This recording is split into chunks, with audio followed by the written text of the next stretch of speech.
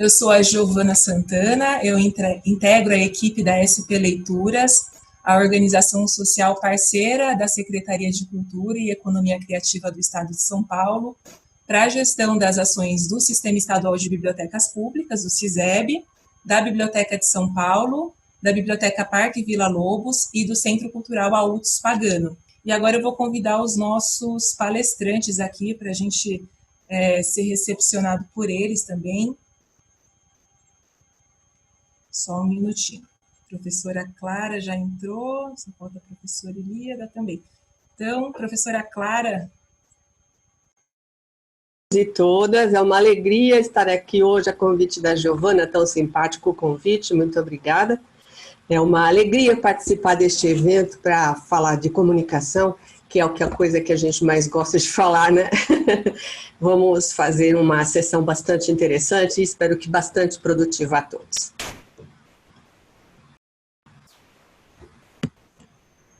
Professor Ricardo. Boa tarde, pessoal. É bom estar aqui e rever essa turma bacana. Quer dizer, vê-lo não estou vendo, mas eu sei que vocês estão do lado daí. Então, vamos fazer um trabalho bem bonito hoje. E professora Ilíada. Uma boa tarde para todos vocês. É realmente com muita alegria que eu estou aqui hoje para participar desse webinar que trata sobre comunicação, um tema tão importante nessa época, né, deste mundo globalizado. E como meus colegas já disseram, estamos entusiasmados e queremos saber, depois das nossas apresentações, quantas perguntas teremos e estaremos dispostos a responder. Obrigada, pessoal. Então, chegaram mais 10 pessoas. Eu vou dar início, então, ao nosso webinar. Primeiro, eu quero dizer que é muito bom e acalentador ter vocês aqui, apesar do momento incerto e desafiador que a gente vive como sociedade. Apesar disso, a gente teve mais de 400 inscrições para esse webinar, de 76 municípios paulistas e outros 25 de 11 estados brasileiros. Então, realmente, muito obrigada pela importante presença de vocês. Eu quero aproveitar também para agradecer muitíssimo a equipe responsável pela realização dessa atividade, a Vanessa Souza, a Juliana Figueiredo, a Jaiane Batista e o Geraldo Nogueira. Eu agradeço novamente a professora Clara, a professora Ilíada e o professor Ricardo pelo aceite do convite. É muito bom poder contar com vocês mais uma vez. E, tão importante quanto, agradeço os nossos intérpretes de Libras que estarão conosco hoje, como eu falei, o Charles Labeta e a Kátia Merlin, que vai aparecer logo mais aqui também para nos auxiliar nos trabalhos, tá bom? Essa ação é uma ação do SISEB, que realiza anualmente atividades em todo o estado de São Paulo. Em 2020 vão ser mais de 30 formações presenciais à distância. Então, continue acompanhando o site siseb.sp.gov.br e também as redes sociais, o Instagram e o Facebook, siseb.sp. Vamos lá. A ideia desse webinar é a gente fazer com uma mesa redonda. Então, nesse primeiro momento, a gente vai fazer uma explanação sobre o nosso tema, uma comunicação mais eficaz para os nossos tempos. E na segunda parte, a gente vai fazer a nossa sessão de debates. Então, todos reunidos aqui para a gente conversar, se baseando, claro, pelas perguntas de vocês, tá bom? Para iniciar a nossa conversa, eu vou convidar a professora Clara para falar sobre a escrita em nossos dias e como usar essa poderosa ferramenta de comunicação. A professora Clara, ela é docente graduada em Letras e Educação e também em Administração de Empresas e especialista em escrita profissional e redação para concursos. Ela é autora do livro Comunicação Escrita, a busca do texto objetivo. Então, agora eu convido a palestra da professora Clara.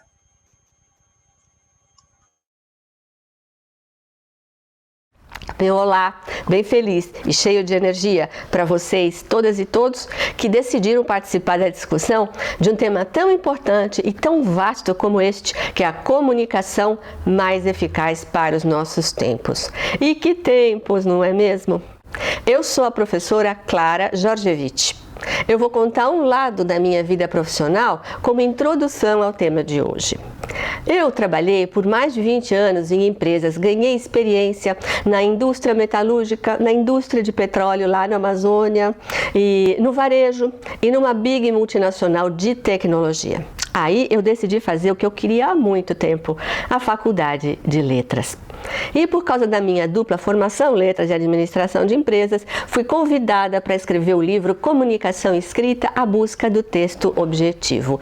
Quem me encomendou o livro foi um consultor empresarial lá do Rio de Janeiro, Heraldo Montenegro, que se convenceu de que a comunicação escrita era o grande gargalo nas empresas, porque faltava clareza.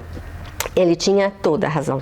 Naquela época, eu li um estudo de benchmarking em gestão de projetos feito pelo Project Management Institute, o PMI Brasil, que ele revelou que incríveis 76% das empresas pesquisadas afirmavam que o problema com a falta de clareza na comunicação era o motivo principal pelo fracasso dos projetos.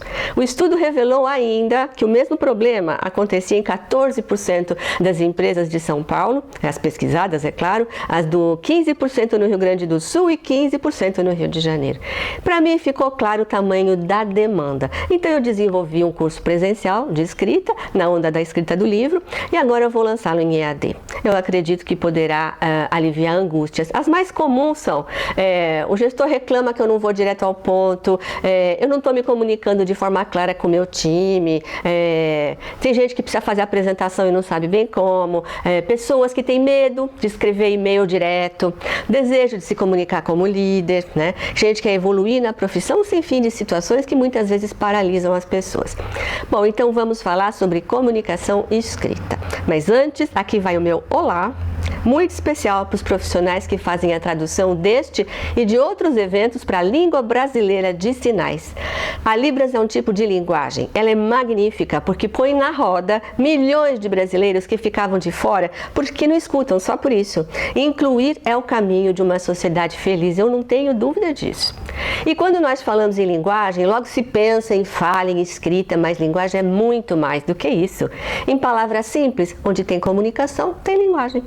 Cada linguagem tem o seu próprio código e existem muitos, infinitos códigos que comunicam aquilo que a gente pensa, o que a gente sente. A linguagem forma e informa também os nossos desejos, as nossas emoções. Veja a linguagem do cinema, do teatro, quanta coisa ela faz a gente sentir. Pense que sem a linguagem nós não somos humanos. Mowgli, o Menino Lobo, é um desenho animado baseado em casos de crianças que foram criadas por lobos. Aconteceu na Europa, na Índia, lá pelo século XVIII e XIX. Elas pareciam humanas, mas eram feras. Grunhiam, não sorriam, não choravam. Sorriso e choro são linguagens que comunicam emoções, não é? Os meninos lobo não reconheciam a própria imagem no espelho, não tinham pensamento lógico. Tem também a história de uma criança da Alemanha, no século XIX, que foi criada em um porão. Kaspar Hauser era o nome dele. Ele só recebia alimentação, sem contato com humanos. Tem até um filme do Werner Herzog sobre esse caso, muito legal. Aos 16 anos, Kaspar Hauser foi libertado, mas virou atração de circo, coitado, porque ele nunca conseguiu se integrar na situação, na sociedade. Isso significa que nós precisamos da linguagem para viver como os peixes precisam da água. Não existe pausar a linguagem que agora eu vou dormir. O sono, os sonhos têm linguagem própria. Por tudo isso, vai ficando bem claro que é com a linguagem que nós influenciamos e também somos influenciados. O que faz o prêmio Top of Mind na disputa, aquela tão disputada área de marketing, não é? Ele ranqueia as marcas que mais grudam na mente dos consumidores graças à linguagem da propaganda. Os profissionais de marketing estudam como funciona o nosso querer para vender. E na hora de comprar, a nossa decisão já está tomada, quase sempre sem a gente perceber. Computador se programa com linguagens codificadas. A roupa que a gente veste é a linguagem silenciosa, que conta muito sobre nós. As docerias são cor-de-rosa, porque essa cor comunica carinho, amor, compreensão. Grafite, pichação, Tatuagem é tudo linguagem. Emoji não precisa nem falar. Olha só quanta coisa o silêncio comunica. Aceitação, indignação, tristeza, raiva. Bandeira de país, de time é linguagem que une e desune pessoas que nem se conhecem. No meu Instagram, @ClaraMostraLíngua, tem um vídeo. Bom, nesse pano de fundo, a estrela mais brilhante é a língua, falada e escrita. Nós somos a língua que falamos. O nosso jeito de ver o mundo é desenhado pela língua. No Brasil, Red Bull te dá asas. Em Portugal, Red Bull dá-te asas. Mas claro, é só uma colocação pronominal. Que diferença colocar o T antes ou depois do verbo? Se é tudo português. Os profissionais que criaram essa campanha sabem muito bem que não ia vender muito Red Bull aqui nem ali, sim, sem respeitar a língua. É como diria José Saramago, há línguas portuguesas, ao mesmo tempo iguais e diferentes. E porque a língua é a identidade de um povo, ela é usada como instrumento de poder.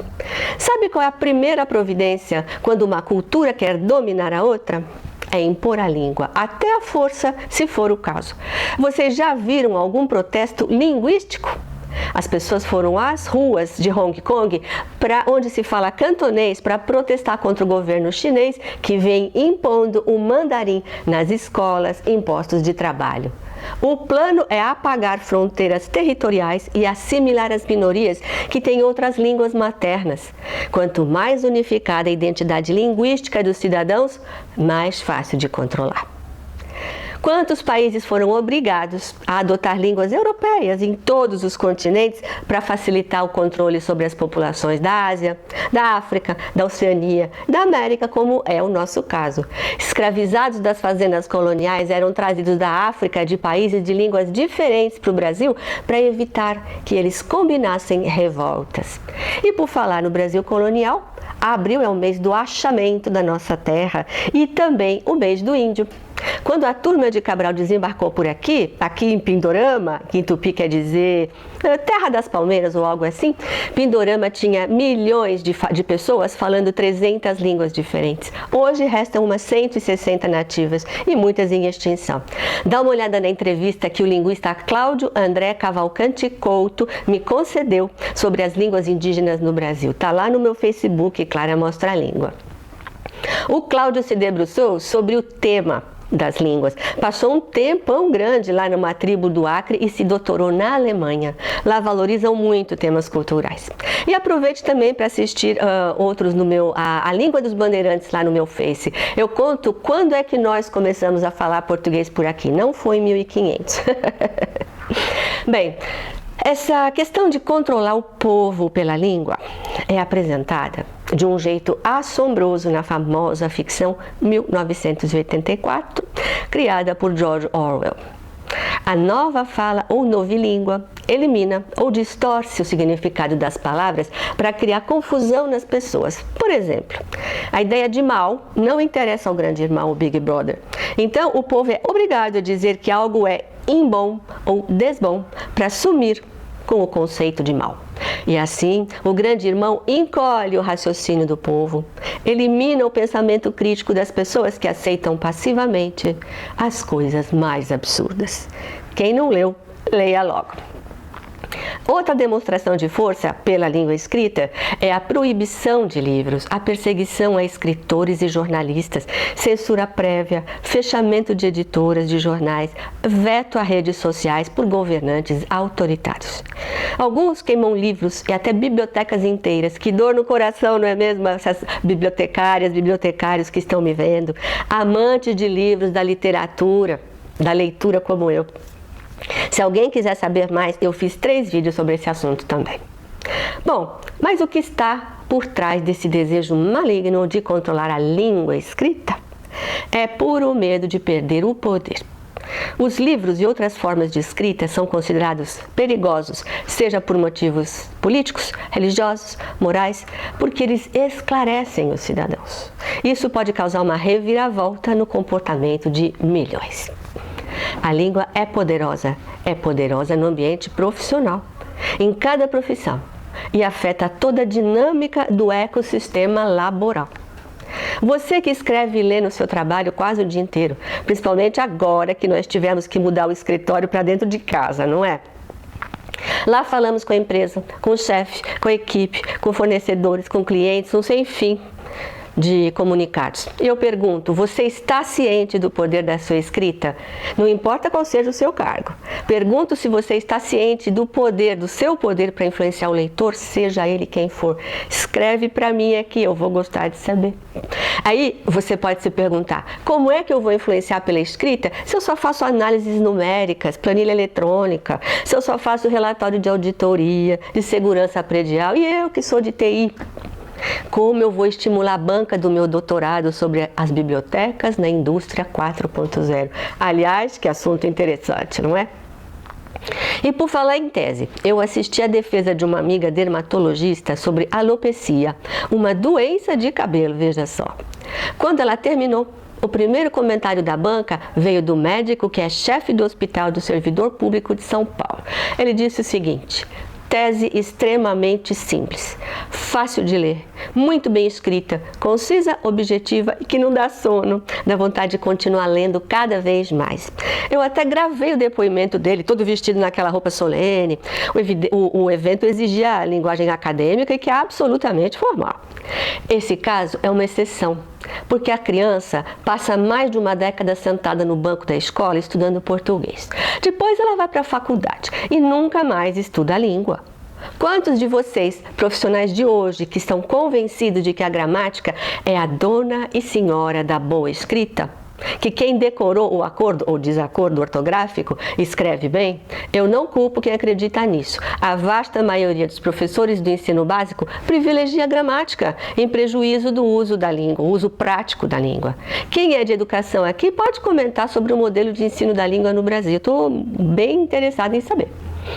Eles esquecem que seus jovens alunos serão profissionais amanhã, obrigados a enfrentar um mundo que faz tudo por escrito. A gente compra e vende por escrito, reclama, convida, ensina e aprende, faz amizades, namoros e até casamentos. Por escrito se decide uma eleição, se governa um país. Eu vou mais além. Tem escola dizendo para os alunos de ensino médio e de cursinhos que é preciso citar 2, 3 filósofos para tirar boa nota na redação do vestibular.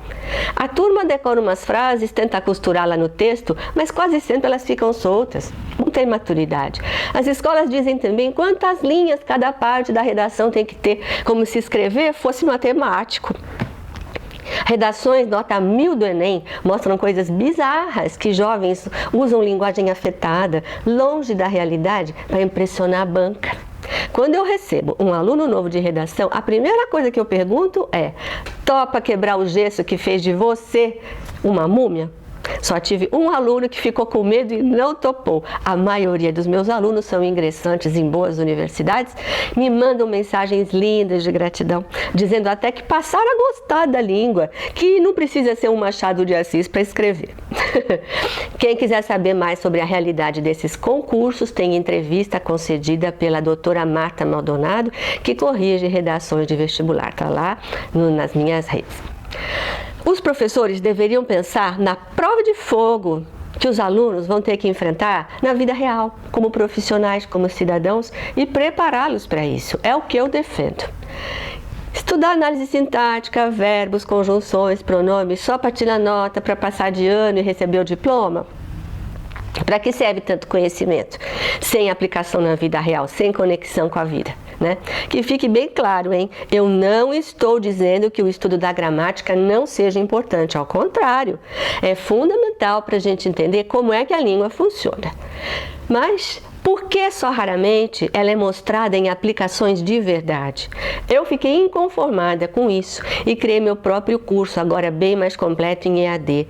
Critério número 1, traduzir o gramatiquês para simplificar os conceitos que os alunos aprenderam no colégio. E, finalmente, conectados à escrita que a profissão cobra hoje. Qualquer profissão. As fichas deles vão caindo. Já ouvi aluno dizendo: caramba, levei 20 anos para descobrir isso. Mas complemento verbal é só isso. Pô, essa tabela de conectores já pagou o curso. São profissionais de engenharia, de marketing, da saúde, do direito, que já saem usando os conhecimentos mesmo antes de terminar o curso.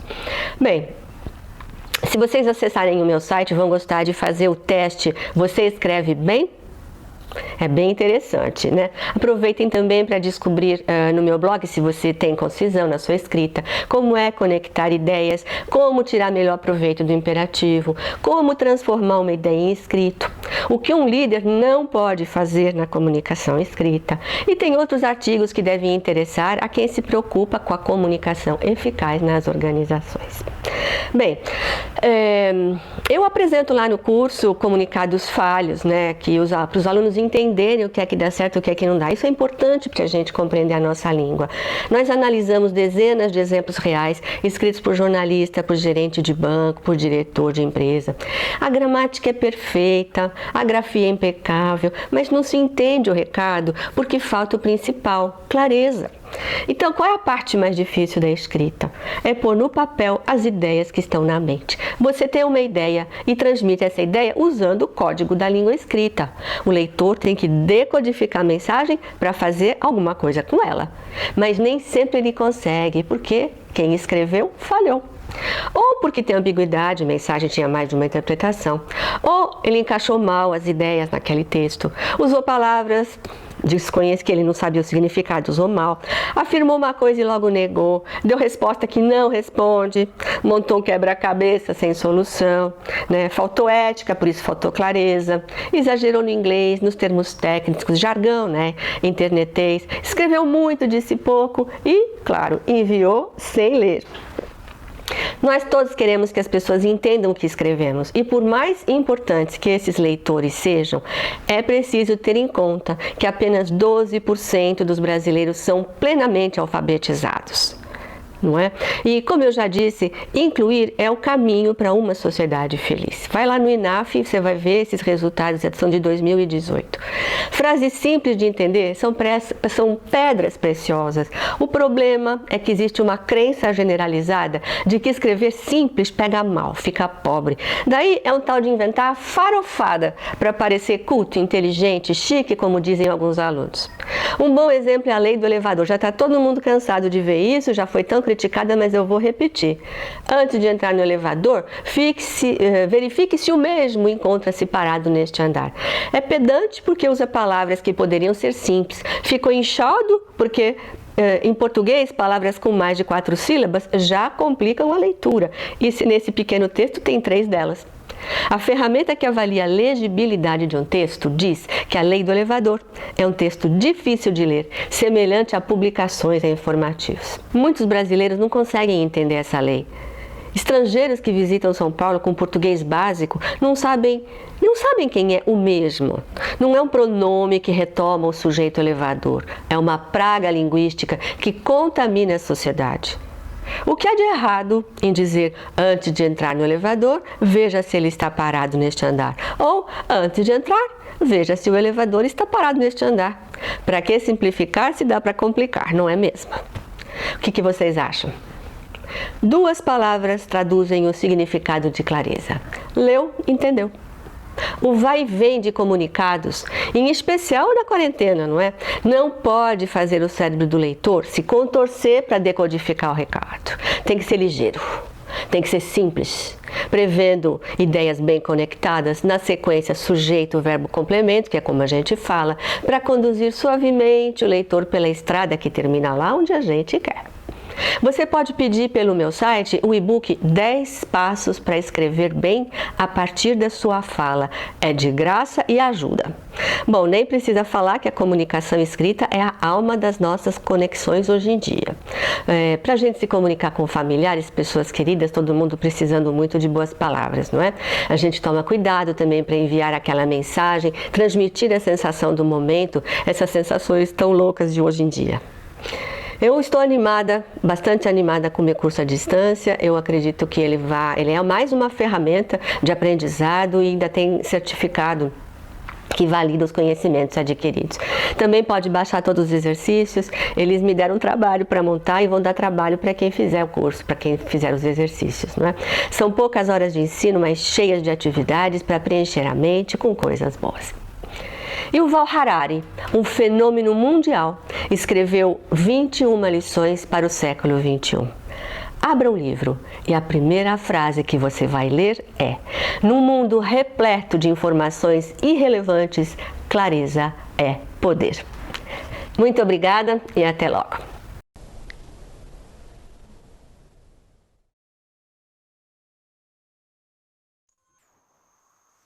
Oi, pessoal, de novo, para quem eu não tinha conseguido cumprimentar, eu agradeço a professora Clara pela belíssima exposição. Antes da gente dar sequência aqui ao nosso webinar, para quem tiver mais perguntas não, né? Para quem tiver perguntas para a professora Clara, já pode encaminhar pelo ícone QIA, algumas já chegaram por aqui, e a gente vai seguir então nessa sequência. Agora eu chamo o professor Ricardo Buonanni, que é administrador, jornalista e especialista em PNL e criatividade. Há mais de 20 anos atua como consultor especializado nos temas de liderança, planejamento estratégico, negociação, administração do tempo, motivação e mudança. É isso. Meu nome é Ricardo Buonanni. Eu moro aqui na cidade de São Paulo. Sou formado em jornalismo, administração e trabalho como professor na Universidade de São Paulo, nos cursos de pós-graduação e de especialização. E fiquei muito contente por ter sido convidado para participar deste webinar. Então, a minha contribuição aqui vai estar bastante relacionada às questões da eficácia em comunicação nos dias de hoje, nos dias que a gente está vivendo. Para começar, eu quero citar uma poesia. Quando eu fui convidado, esses versos de Castro Alves vieram à minha mente, sabe? Então eu quero compartilhar com vocês, porque eles dizem muito do momento que a gente vive. Os Castro Alves, num poema chamado Navio Negreiro, começa assim: estamos em pleno mar. E companheiros, nós estamos em pleno mar. As vagas correm. De onde vêm? Para onde vão? Quem sabe o rumo? Se é tão grande o espaço. Pois são essas dúvidas que Castro Alves apresenta na poesia quando começa Navio Negreiro, que eu quero utilizar para começar o nosso trabalho. O roteiro da apresentação vai ter 3 etapas. Em primeiro lugar, eu quero falar dos tempos que a gente está vivendo, dar uma localizada no momento atual. Segundo, pensar um pouco a nossa profissão, porque eu me identifico com vocês na profissão que exercemos, o nosso trabalho. Como está esse trabalho? Nós somos trabalhadores do conhecimento. Como está esse trabalho? Como será esse trabalho? E o que fazer para encarar essa realidade nova que se apresentou e encarar numa condição de excelência? Tudo isso dentro da diretriz que é buscar eficácia na comunicação. E aí, eu quero fazer uma recuperação de fatos acontecidos há pouco tempo. Uma recuperação cronológica. Dia 12 de março, quinta-feira, eu saí de casa à noite com a minha esposa e fui assistir o show Dominguinhos em Jazz e Canção. Olha que bonito, no Blue Note, um teatro muito agradável. Depois jantei com amigos. Dia 13 de março, sexta-feira, fui fazer aula de manhã com meu personal trainer, treinar o corpo na academia e preparar depois a minha aula de pós-graduação. Dia 14 de março, sábado, ministrei a aula 6 para a minha turma do curso de especialização de gerenciamento de projetos lá na USP. Dia 15 de março, domingo, dia de folga, fui para a feira, gosto de fazer feira, converso com todo mundo, comprei pastel, tomei caldo de cana. À noite, comprei uma pizza com a família, que momento agradável. Dia 16 de março, segunda-feira, quarentena. E daí para frente, a vida fez assim, bluft, quarentena. Não saí mais de casa, quarentena. Os cursos que eu tinha agendados foram cancelados. As aulas foram suspensas.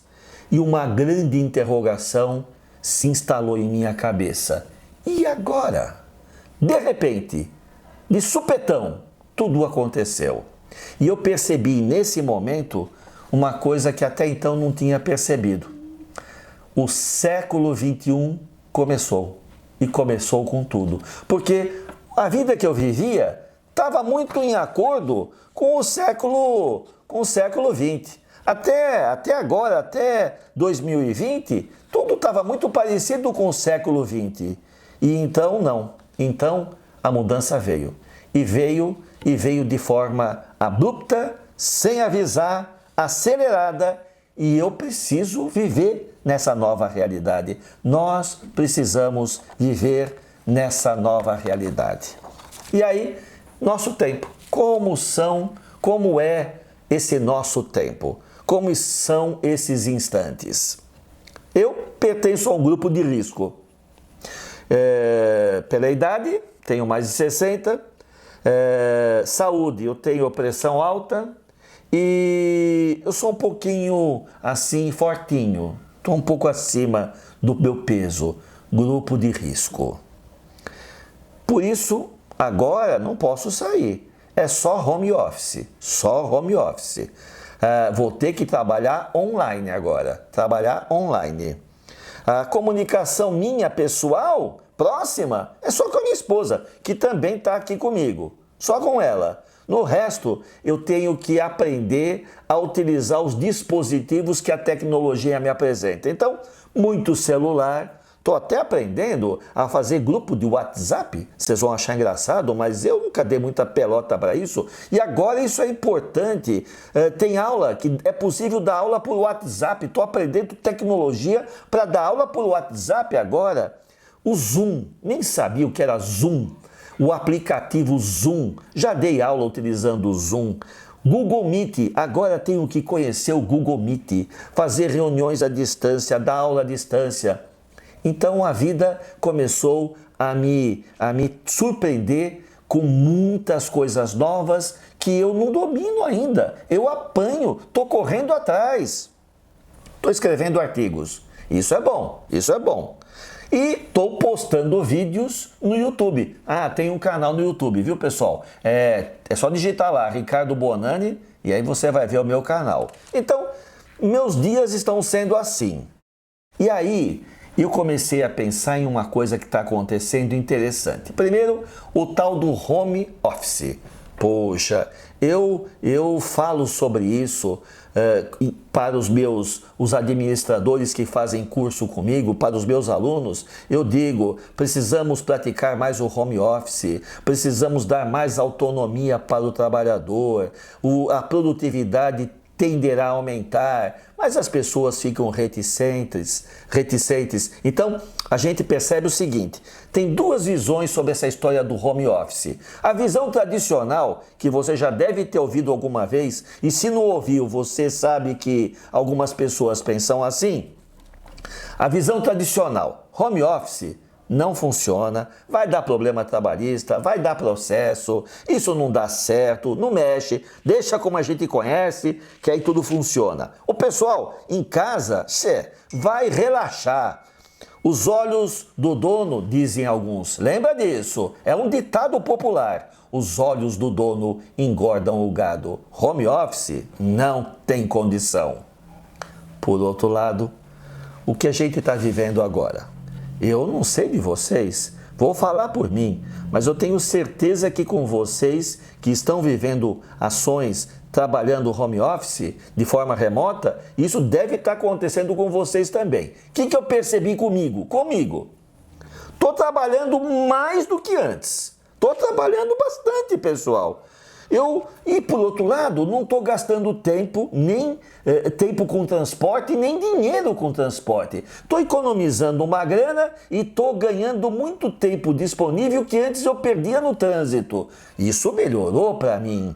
Eu estou economizando com roupa, estou economizando com lavanderia. A comida, estou economizando com essa história de restaurante, porque agora eu como em casa a comida que eu conheço, comida caseira, gostosa comida. Meu horário está flexível, eu trabalho, eu estou respeitando o ritmo circadiano, que é o ritmo do meu corpo, estou trabalhando nas horas que eu sou mais produtivo e trabalhando muito, estou com muita autonomia. Quem já provou disto, eu acho que não vai se acomodar à realidade antiga do mesmo jeito. Prevejo muitas mudanças no futuro. Muitas mudanças no futuro. Na parte de comunicação, que é o tema nosso, o que eu estou tendo que fazer? Estou tendo que acelerar a minha aprendizagem para aprender a usar os recursos tecnológicos que estão disponíveis e que eu nem ligava, porque não precisava. Não precisava. Agora estou tendo que acelerar, porque são esses recursos que eu tenho para continuar o meu trabalho, a minha ação, a minha comunicação com os alunos sem sair de casa. Atendimento é online. Tecnologia, muitas possibilidades. Eu estou surpreso. Eu não imaginava tantas possibilidades. E olha, pessoal, eu estudo o processo de mudança. Eu não sou um camarada, pelo menos eu não me acho assim, antiquado, conservador. Eu uso aquilo que para mim está mais fácil e de repente eu vejo tantas possibilidades que eu nunca usei utilizar ou achava que era possível utilizar e que estão à minha mão, mas eu não domino. Estou tendo que aprender e estudar e estou investindo tempo nisso. Estou precisando me reinventar, pessoal.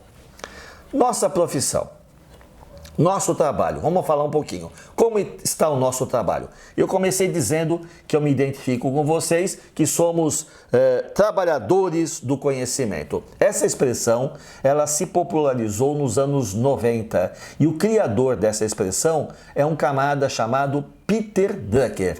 Peter Drucker, considerado o pai da administração moderna, lançou um livrinho em 1992 em que ele apresenta a ideia dos trabalhadores do conhecimento. O livrinho é esse aqui, Sociedade Pós-Capitalista. Você vai ver a imagem em detalhes na sequência. Sociedade Pós-Capitalista. Neste livro, Peter Drucker diz que o modelo socialista não deu certo, que o modelo capitalista não deu certo e que é preciso pensar um novo modelo. E ele diz que esse novo modelo vai ser criado por uma sociedade pós-capitalista. E no livro ele dá algumas ideias de alguns pontos que precisam ser resolvidos. Entre essas ideias ele diz que a maior parte do trabalho neste século XXI, nesta sociedade pós-capitalista, é o trabalho na área do conhecimento. Porque a produção vai ser automatizada, vai ser eliminada, não vai precisar de muita mão de obra. É na área de serviços, na área do conhecimento, que muito será exigido na área da educação, serviços, que muito será exigido de nós e que as possibilidades surgirão. Seremos cada vez mais trabalhadores do conhecimento. E por isso, a expressão educação continuada se torna muito verdadeira. Porque o conhecimento não para, ele está acelerado e nós precisamos nos atualizar para podermos continuar competindo nesse mundo, atuando nesse mundo, trabalhando nesse mundo.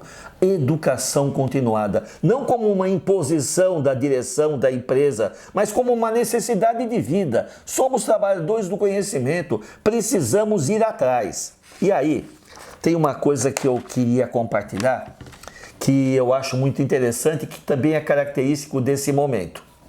Tem um outro autor, e aí eu não posso deixar de citar livros, porque, afinal de contas, eu sou um apaixonado, creio que, como vocês, por livros. Tem um autor que eu respeito muito, chamado William Ury. E o William Ury escreveu um livrinho, tá aqui, é bom, fica como dica, leiam, esse livro é bom, tá esgotado, mas vocês devem ter na biblioteca, vão atrás, leiam o livro, Chegando à Paz. Este livro é interessante e tem a ver com o nosso tema pelo seguinte. No livro Chegando à Paz, William Ury vai falar sobre o conflito. E nos dias de hoje, para que a gente seja eficaz em nossa comunicação, a gente precisa aprimorar a nossa habilidade para lidar com conflitos. Os conflitos farão cada vez mais parte do nosso dia a dia e a gente vai ter que saber torear esses conflitos. E no livro de William Ury, ele diz uma coisa muito interessante. Ele diz assim, que no passado, nos últimos 10 mil anos para cá, os conflitos têm sido resolvidos de forma coercitiva. Tipo, quem pode mais, chora menos. Manda quem pode, obedece quem tem juízo. E a gente tem observado de fato que isso ainda é uma verdade. Nesse momento crítico que vivemos, quantos líderes de países estão com esse discurso? Primeiro para nós, depois para o resto do mundo. Dane-se o mundo, queremos o nosso. Temos poder, mandamos nossos aviões para lá. É para a gente... pressão econômica. A gente está vendo isso. Se tiver que morrer alguém, que sejam os outros, não os nossos. É pelos nossos que eu brigo. A gente tem ouvido isso. Muita visão assim, individualista, exclusivista, egoísta. Então, isto é uma verdade que a gente vive. Mas o William Ury diz, olha que interessante, que este mundo nosso está mudando. E está migrando para se tornar uma sociedade do conhecimento. E o conhecimento, por sua natureza, ele é um valor, ele é uma ração. A expressão que ele usa é essa, ração.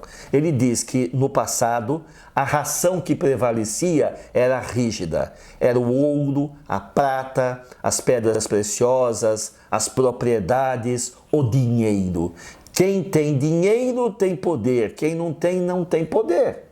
Se eu dou dinheiro para você, eu fico sem, então logo eu não dou. Se eu puder, eu tiro, porque assim eu fico com mais dinheiro, eu fico com mais poder. Daí os conflitos nesse mundo antigo são resolvidos de forma coercitiva. Quem pode mais, chora menos. Mas o William Ury diz que está mudando. Isso está mudando. Por quê? Porque nós estamos indo para uma sociedade do conhecimento. E nessa sociedade do conhecimento, o bem principal é o conhecimento. E o conhecimento, por sua natureza, ele é flexível, ele é maleável. O que significa isso? Eu, nesse momento, estou compartilhando ideias, estou compartilhando conhecimento. Você que me ouve está recebendo esse conhecimento, está considerando esse conhecimento. Quando eu falo e transmito conhecimento, eu não fico sem ele. Mas o que ocorre é que, a partir desse momento, não só eu tenho essa informação na mente, mas você que me escuta também tem. Então, o conhecimento, quando compartilhado, não diminui, ao contrário. Você que me ouve vai fazer questionamentos, seus questionamentos vão me fazer pensar e a partir dessa reflexão, esse conhecimento tende a aumentar.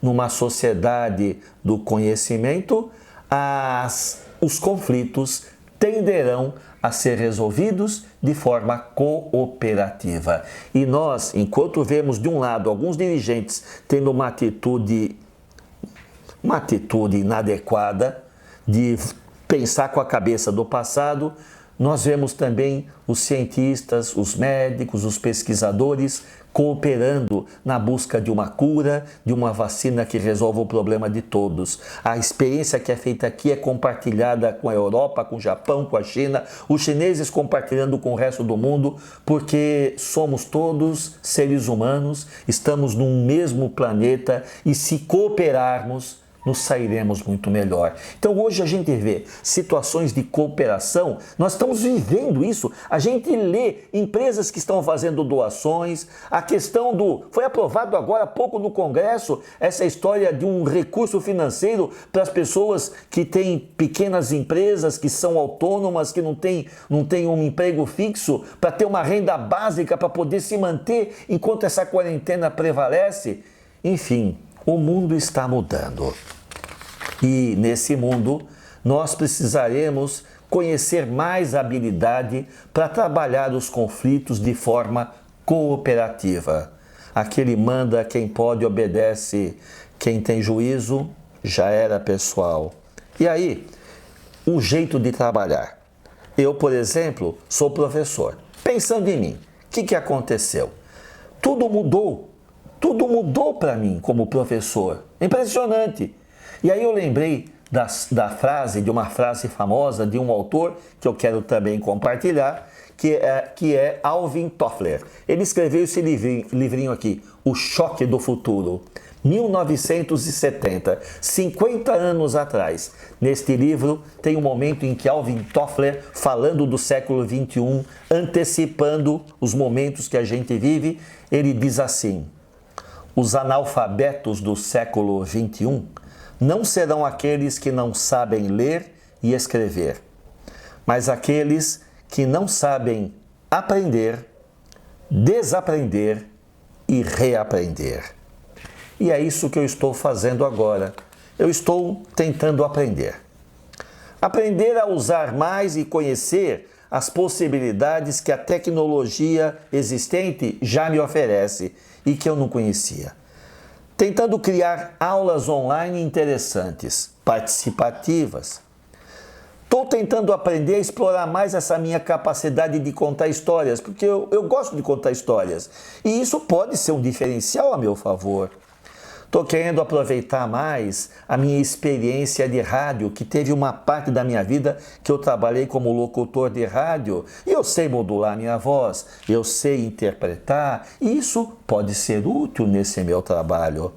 Eu estou pensando em cursos que eu nunca havia pensado antes, cursos híbridos, tipo, eu faço uma parte do curso à distância, outra parte presencial. E eu imagino que quando as aulas voltarem, meus alunos vão ter essa demanda. Porque eu tenho um aluno que vem do Rio Grande do Sul fazer curso. Imagina como a vida desse aluno melhorou nesse momento em que ele pode ter uma aula ficando em casa, não gastando dinheiro de avião, de transporte, de hotel. Enfim, o mundo está mudando. Eu preciso desaprender também, pessoal. Por exemplo, todo o modelo que eu tinha pensado para minha aposentadoria foi para o espaço. Já era, não dá mais, esquece. Então, não serve mais. Não adianta ficar chorando e pensando no passado. Foi, acabou. E eu preciso reaprender a ser um professor, um bom professor, nesse século XXI, respeitando as características do século XXI. E aí, estou chegando ao final da minha fala, eu quero deixar uma lição de casa para os colegas, para os gestores e também para os trabalhadores do conhecimento. O que vocês precisam aprender, desaprender e reaprender? Pensando no tema que nos uniu aqui, que é a eficácia em comunicação, eu quero fazer uma sugestão, que fica como uma espécie de um plano, um programa básico para a sua reflexão. Essa sugestão não nasceu da minha cabeça. É uma recomendação que o Fórum Econômico de Davos apresentou, pensando habilidades fundamentais para esse século XXI. Eu que sou administrador e recebo material do Conselho Regional de Administração, eu tive as mesmas recomendações. Então eu passo para vocês habilidades fundamentais. Precisamos desenvolver a capacidade de resolver problemas complexos, pensamento crítico, criatividade, liderança e gestão, trabalho em equipe, inteligência emocional, julgamento e tomada de decisões, orientação para serviços, nós somos prestadores de serviços, habilidade de negociação e flexibilidade cognitiva. Vamos aproveitar esse tempo e começar a buscar desenvolvimento nestas habilidades, que são as habilidades denominadas soft skills. São as habilidades que farão toda a diferença nesse nosso novo momento. E eu vou deixar uma dica de uma que vocês podem fazer rapidinho, em um mês vocês fazem, e que vai ajudar todas as outras, que é como a gente faz para aprender. Tem um curso bacana que eu vou deixar projetado para vocês, que é o curso Aprendendo a Aprender, da plataforma Coursera. Esta fica sendo uma dica boa para a gente melhorar a nossa competência de aprendizagem. E para encerrar, eu que comecei falando de Castro Alves, quero terminar com uma poesia, só que de uma música de Milton Nascimento e Ronaldo Bastos, que tem a ver com esse momento, e que diz assim: eu já estou com o pé nessa estrada, qualquer dia a gente se vê. Eu sei que nada será como antes, sei que nada será como está, amanhã ou depois de amanhã. Obrigado.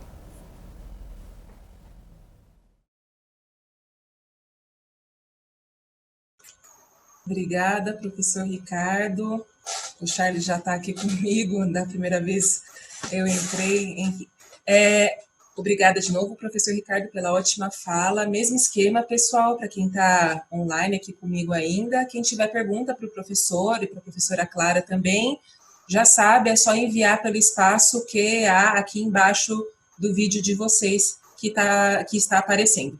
Eu quero aproveitar para agradecer os comentários que estão vindo pelo nosso chat, a Rosane comentando que também está se redescobrindo com a tecnologia, a Carla dizendo que ela acredita que muitas das inovações e experiências que estamos vivendo continuarão depois desse período. Acredito que você é de algum município do interior, aqui de São Paulo, não sei se de outro estado. O Rodrigo também citando uma frase do Cortella, dizendo que o conhecimento serve para encantar os outros, nunca para humilhar os outros. Então é isso, e o pessoal comentando bastante aqui, agradeço as falas de todos, acho que é legal essa interatividade. E agora, por fim, e tão importante quanto os colegas, eu convido a professora Ilíada. Só uma ressalva antes de chamar a professora Ilíada. Todos os links e livros indicados durante as falas e a apresentação do professor Ricardo, a gente vai encaminhar por e-mail para vocês, tá bom? E também vai estar disponível no site do CISEB. Então, agora eu convido a professora Ilíada de Castro, doutora e mestre em educação e que atua como formadora de técnicas de apresentação em público em diversas organizações e cursos de especialização.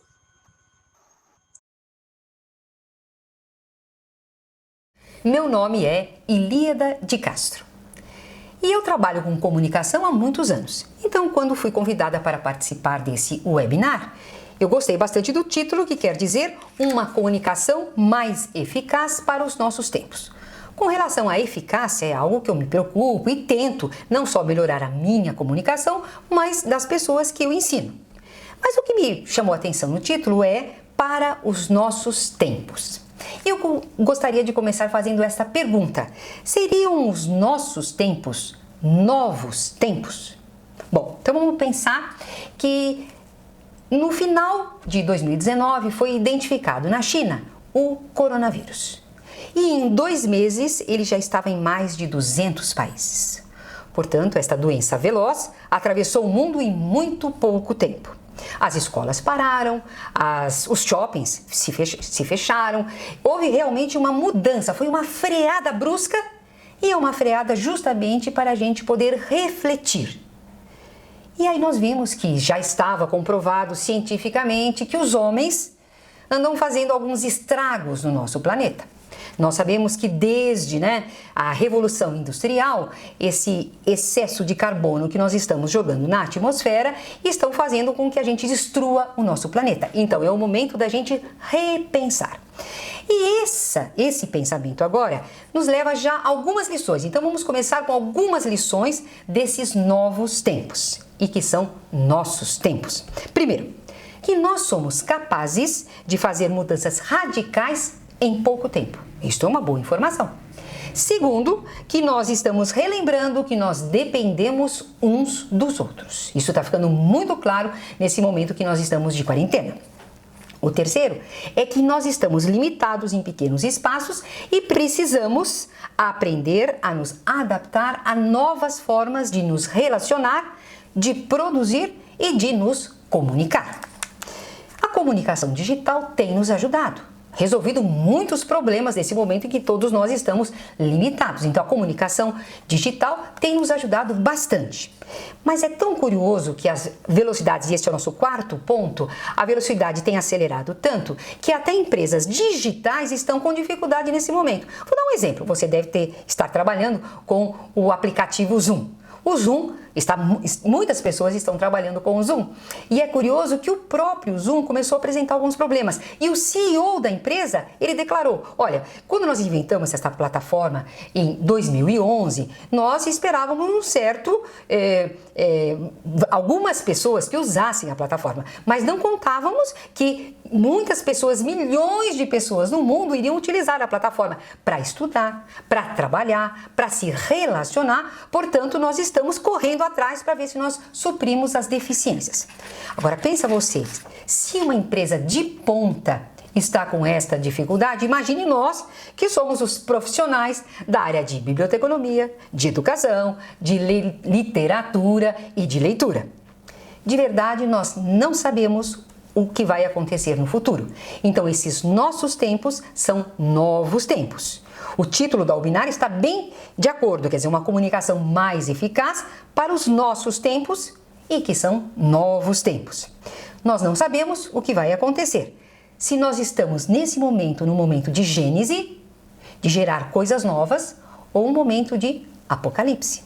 Eu prefiro acreditar com o meu otimismo. Otimismo, por favor, não quer dizer tá tudo bom. Otimismo quer dizer está ruim, mas pode melhorar. E é por isso, então, que eu estou participando desse nosso webinar, lembrando da frase do poeta espanhol Antônio Machado, que é realmente uma frase bastante conhecida, mas é bom a gente lembrar. Caminhante, não há caminho. O caminho se faz na caminhada, no caminhar. E cá estamos nós buscando novos caminhos. Agora, a comunicação pode facilitar esses novos caminhos? Pode. Por quê? Porque a comunicação, ela é essencial para o ser humano. Nós temos uma necessidade natural de viver em sociedade. Por isso, nós desenvolvemos diferentes sistemas de comunicação. Através do nosso contato, nós conseguimos transmitir ideias, nós conseguimos compartilhar experiências e nós conseguimos produzir resultados coletivos, que é o que nós queremos na nossa organização. Como em time, nós poderemos organizar melhores resultados.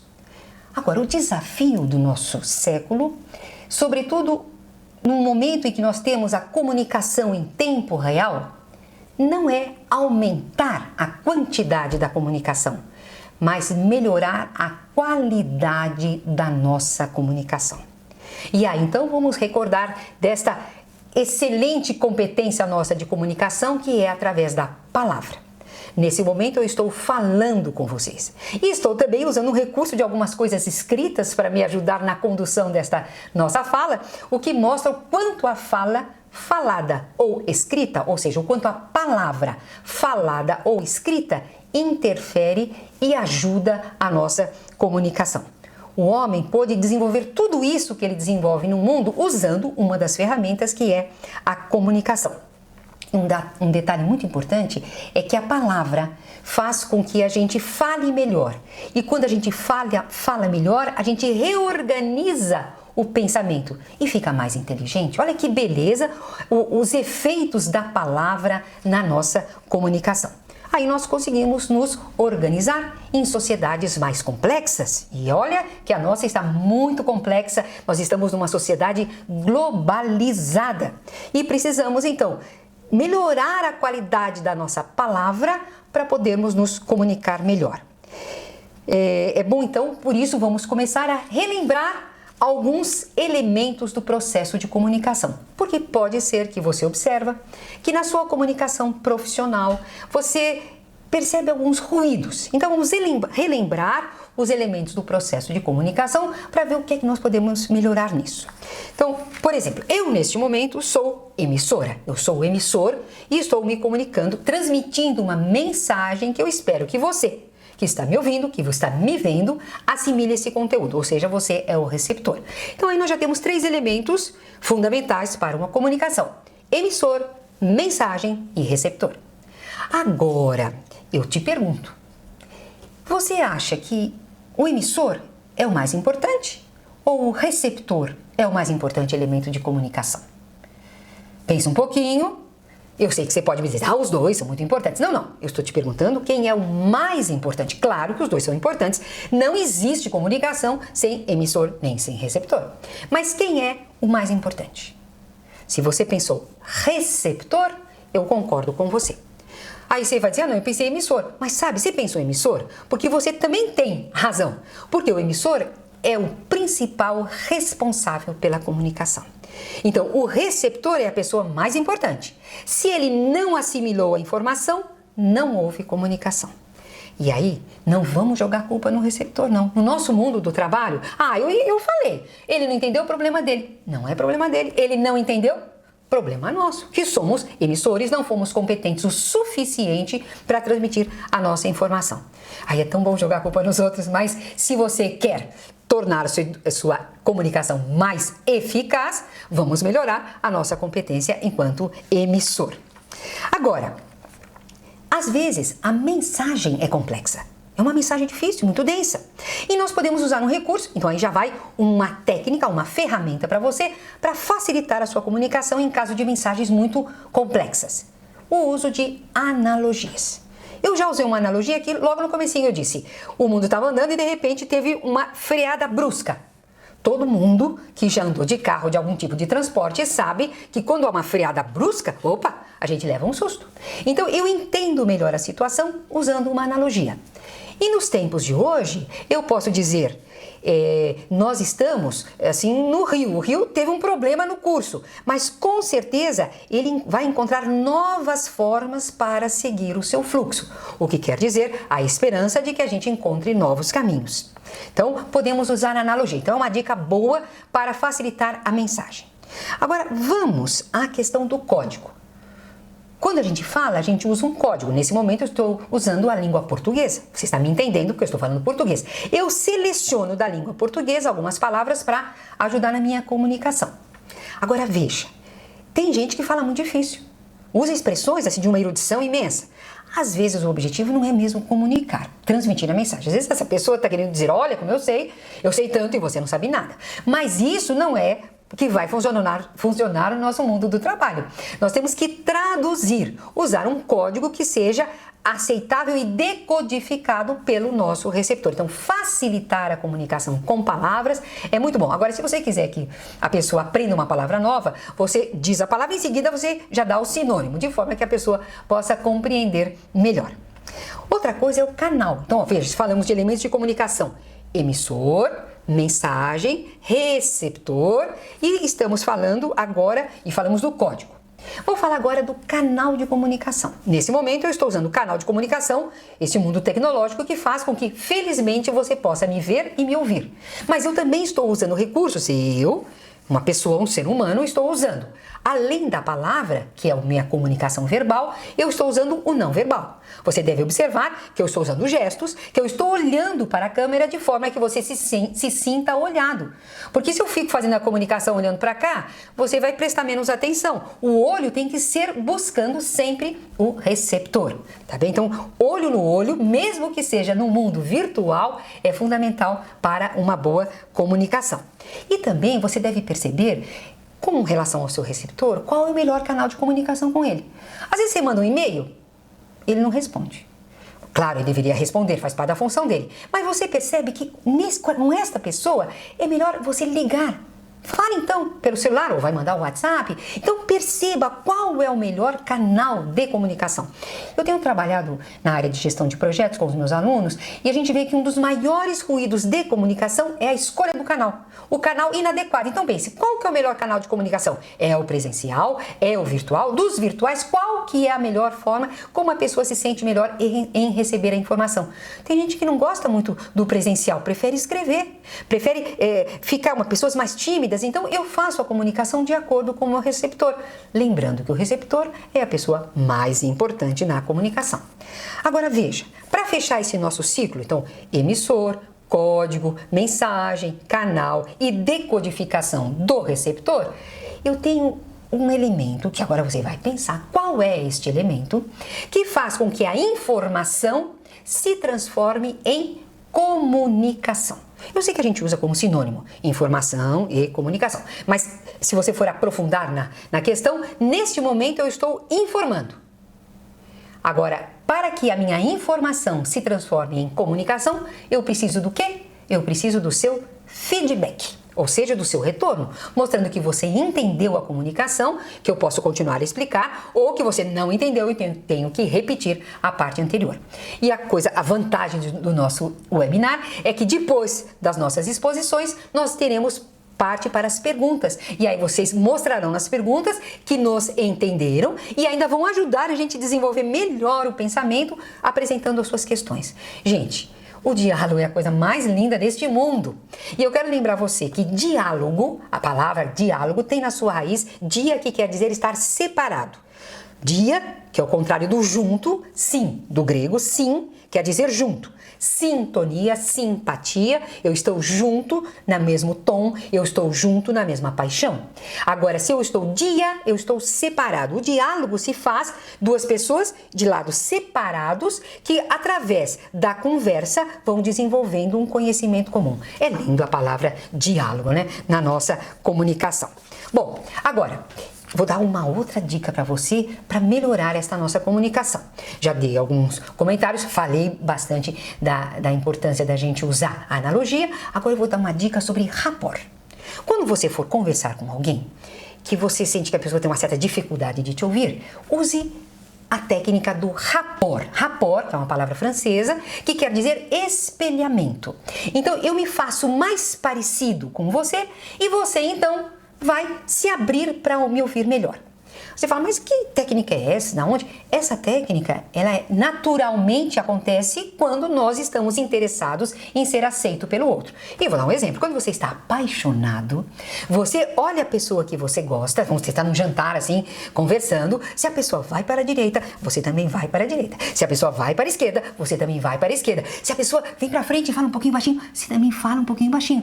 Por quê? Você quer ser aceito, você quer que a pessoa perceba que você é a pessoa mais adorável do mundo. Então, o rapport, ele é naturalmente espontâneo quando você quer ser aceito. Mas vamos usar, então, isto como técnica em nosso dia a dia do trabalho. Então, o que eu vou fazer? Eu tenho uma pessoa que, assim, é meio largada, sabe? Uma pessoa, assim, meio... tem um jeitão, assim, e fala muito lento. Isso me incomoda, porque eu sou uma pessoa mais rápida, mais ágil, mas não adianta eu chegar para conversar com ele e ficar ainda mais rígida e falando mais rápido. Não estou fazendo rapport, eu estou fazendo o contrário, o anti-rapport, e isso me distancia. Então eu vou fazer um esforço, porque o receptor é a pessoa mais importante da comunicação, então eu vou começar a falar um pouco mais lento. Atenção! Não faça muito lento que a pessoa vai achar que você está ridicularizando o jeito dele. Não é isso. O rapport a gente faz com muita elegância, com muita sutileza e discrição. Porque a pessoa não pode perceber que você está imitando. Se a pessoa perceber, acabou a magia, tá bem? Então, você vai chegar para falar com a pessoa um pouco mais devagar. Não com a postura assim, tão rígida. Você relaxa um pouco para conversar. E você vai perceber que aos poucos essa pessoa vai te ouvir melhor. Não estou te dizendo que essa é a fórmula da melhor comunicação, mas são recursos que podem nos ajudar. Então o rapport também é uma técnica que você pode utilizar. Pode falar, se a pessoa tem fala muito alto, você pode chegar e aumentar um pouco o seu volume. Não chega falando baixinho, porque se você falar baixinho, você vai irritar a pessoa, tá bem? Então, a gente se fazendo um pouco parecido com o outro, imitando o jeitão do outro, o gesto e tal. Vou dar um exemplo para você de um rapport que eu fui dar um treinamento na Sociedade Brasileira de Cultura Japonesa, se chama Bunkyo. E eu cheguei e os meus alunos eram todos, a diretoria era só feita de homens japoneses e o caçulinha tinha 56 anos. Então, vocês imaginem a faixa dos meus alunos. E eu cheguei na sala para falar com os senhores japoneses. Muito bem, o que aconteceu? Claro, eu me preparei para fazer um rapport. Eu sei que dentro da cultura japonesa, gesto muito amplo não é bem-vindo. Então, eu fiz um gesto todo comedido, o meu movimento foi mais suave. E até para chegar no slide, eu caminhei fazendo um certo silêncio, porque eles são muito silenciosos. Os japoneses originais, não os brasileiros que...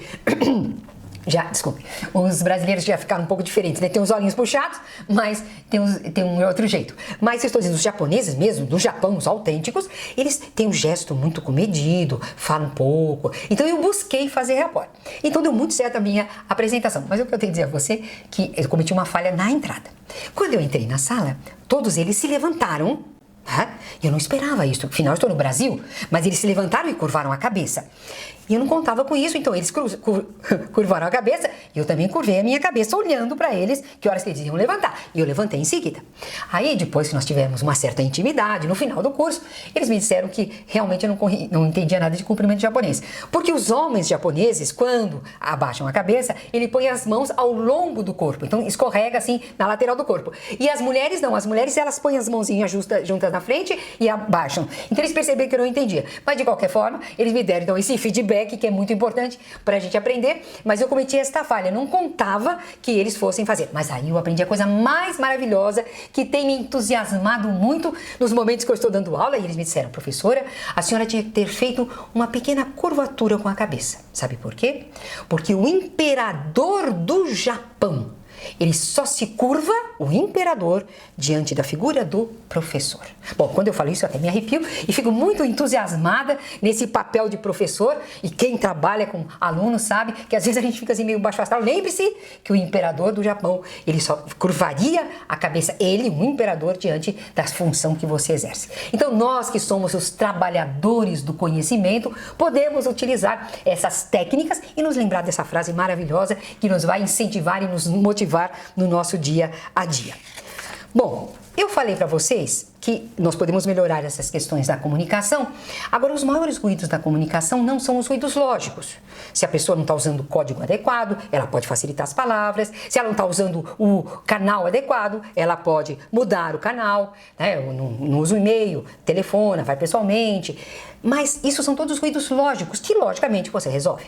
Mas os maiores ruídos da comunicação são os ruídos psicológicos. E para isso, meus queridos, nós temos que desenvolver a nossa inteligência emocional. Não é lógica que vai resolver ruídos psicológicos, é a nossa inteligência emocional.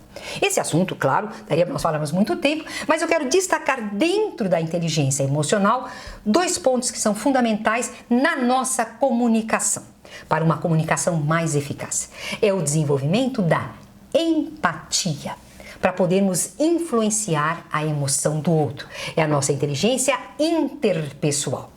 E eu vou contar para vocês que eu estava trabalhando há pouco tempo atrás, na minha casa e tal, e aí a minha filha me liga. Ela estuda, na época ela estudava em outra cidade, e me ligou dizendo, mãe, eu fui muito mal na prova. E aí então eu disse a ela, filha, querendo responder rápido, não é?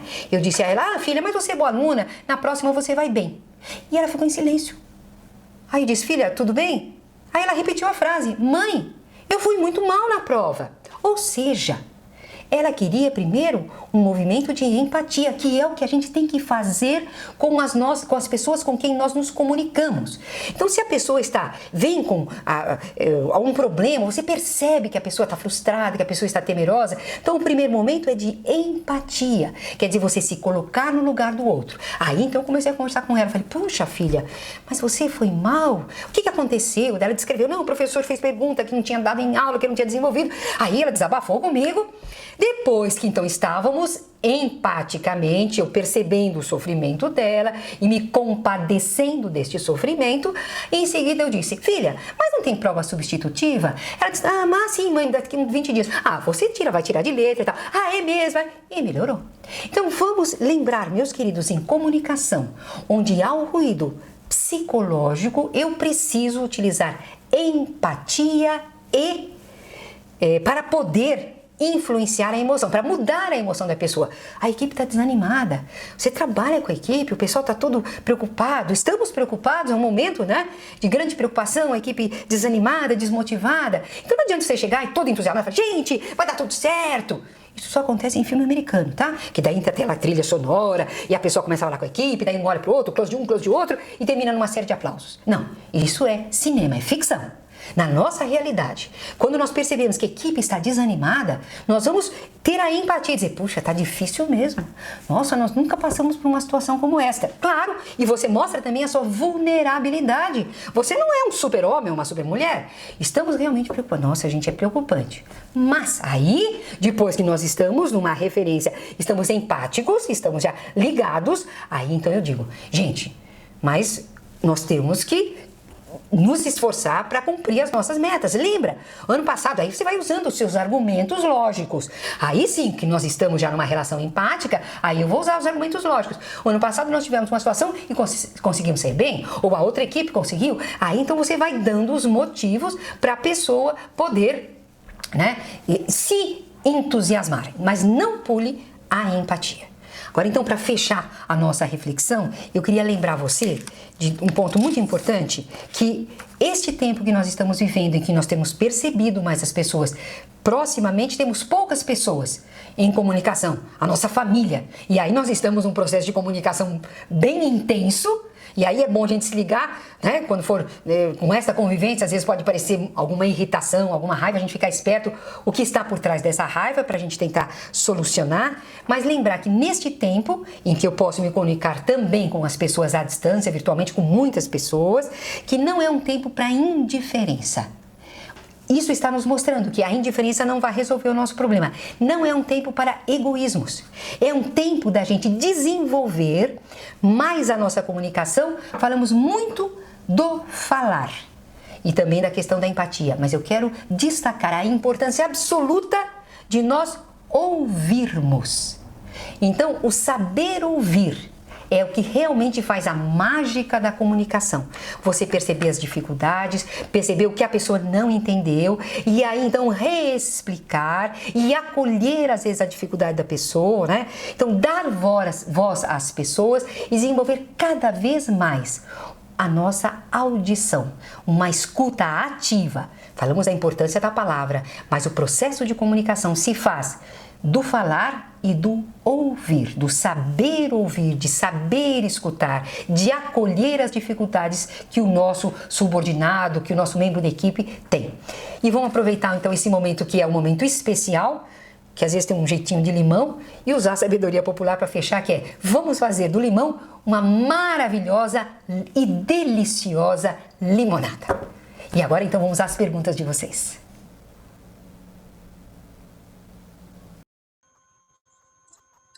É isso, professora Ilíada, obrigada também pela explanação aqui. A ideia, então, como eu trouxe no começo, é a gente fazer essa segunda parte como uma rodada mesmo, uma mesa redonda. As perguntas de vocês vêm por escrito, pelo QIA, aqui o ícone embaixo. Muitos já mandaram. Eu tenho algumas perguntas aqui também.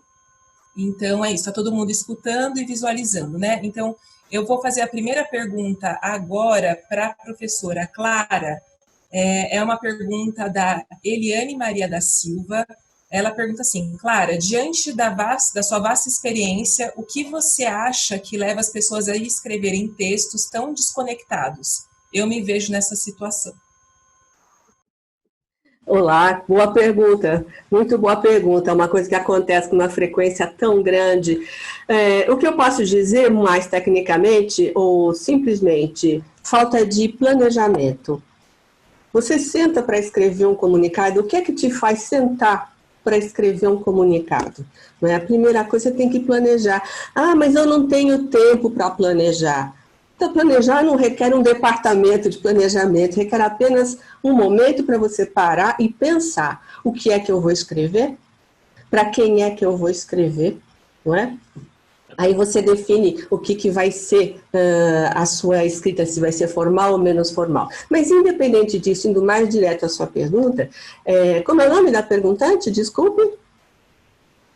Eliane. As pessoas não param para pensar, Eliane. Existe um pensamento lógico. Por exemplo, quando a gente conversa, você está ao telefone, a sua fala não é uma fala desconectada. É uma coisa que vai numa sequência lógica. A escrita nada mais é do que uma sequência lógica de ideias conectadas pela lógica. Então, se você pensar que dá para escrever na mesma forma, ou não da mesma forma, porque fala e escrita são áreas completamente não, mas muito diferentes, não é? Você vai pensar, eu vou falar isso, depois aquilo, é só planejar um pouco. Eu sei que não é tão fácil, requer treinamento, mas o meu e-book dá essas dicas. Você pode pedir meu e-book lá pelo site, vai ser legal. Obrigada pela pergunta, Eliane. Professora, passa o site, o Rodrigo aqui já colocou, mas acho que é importante reforçar. O meu site é comunicaçãoescrita.com, só isso. No Instagram, na língua. Obrigada. A próxima pergunta é para o professor Ricardo, da Eliana Maria da Silva.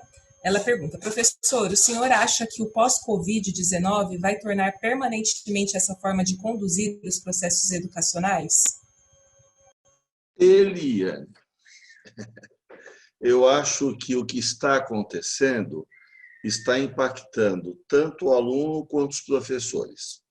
Então, a gente está tendo oportunidade de experimentar um jeito novo de trabalhar e de aprender.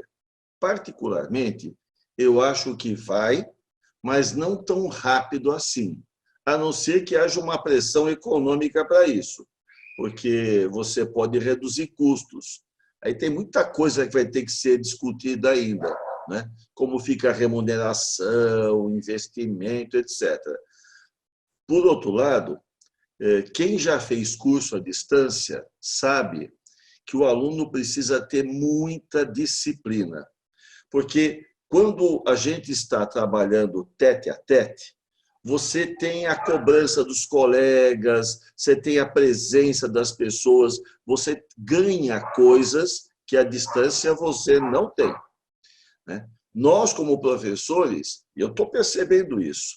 Eu, quando estou dando uma aula à distância, eu fico exausto ao final.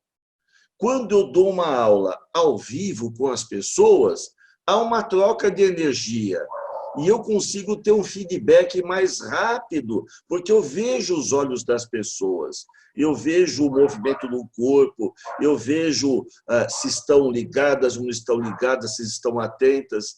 E isso daí, a distância hoje ainda não vai permitir. Um dia a gente vai estar dando aula holográfica, sabe? Então, vai ter assim o avatar de todo mundo numa sala virtual, etc, etc. Aí eu acho que as coisas serão mais fáceis. Por outro lado, não dá para negar, né? Você, aqui em São Paulo, por exemplo, quanto tempo que um aluno perde no transporte? Quanto tempo?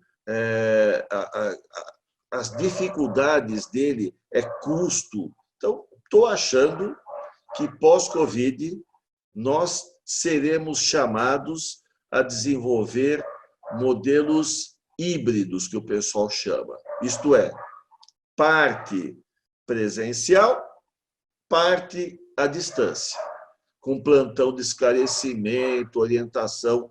Estou achando que nós vamos caminhar para aí. Eu prefiro mais presencial, mas não dá para negar o ganho que as pessoas têm com relação a tempo, dinheiro, custo, quando fazem à distância. Obrigada, professor. A gente está recebendo as perguntas e eu estou elencando, então a gente pode trabalhar com essas rodadas, tá? Então eu trago uma pergunta para cada convidado. Professor Ilíada, a Juliana Figueiredo de São Paulo, ela perguntou, sabemos que a comunicação escrita em canais como sites, e-mails e redes sociais podem correr o risco de serem impessoais e suas mensagens podem ser mal interpretadas pelos receptores. Pensando nessas plataformas, qual seria um método simples das bibliotecas se mostrarem empáticas, não só com as suas equipes, mas também com o seu público, garantindo que a mensagem seja transmitida de forma eficaz?